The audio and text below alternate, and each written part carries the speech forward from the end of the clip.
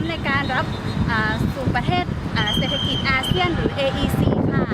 ที่สำคัญครับมหาวิทยาลัยแม่ฟ้าหลวงนะครับก็ยังมีโรงแรมนะครับที่มีชื่อเสียงในด้านของบรรยากาศนะครับเดี๋ยวผมจะพาทีมงานแล้วก็ให้น้องนะครับคนนี้พาเราไปดูนะครับว่าบรรยากาศที่นั่นจะเป็นอย่างไรนะครับไปกันเลยดีกว่าค่ะ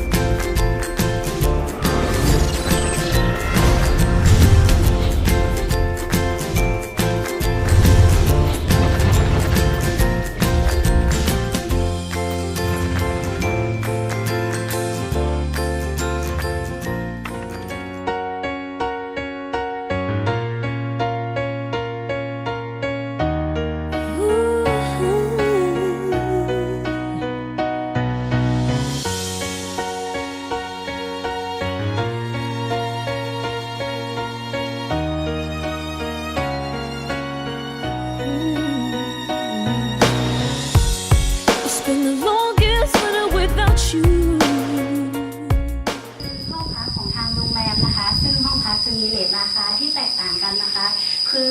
ถ้าเป็นช่วง low season นะคะจะราคาอยู่ที่ 1,800 บาทต่อ1คืนนะคะแล้วก็ถ้าเป็นหน้า high season จะราคาที่ 2,800 บาทต่อ1คืนค่ะ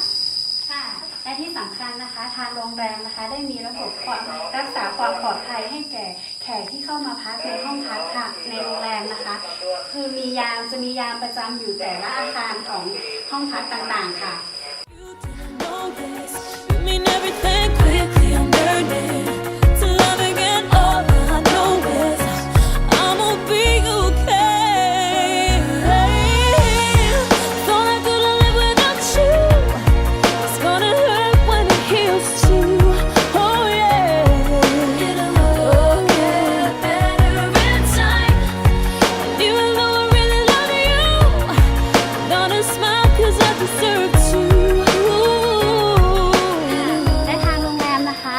มีบริการสิ่งอำนวยความสะดวกให้กับแขกที่มาพักนะคะคือบริการ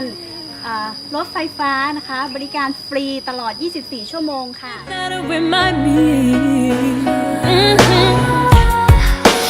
Was it all that easy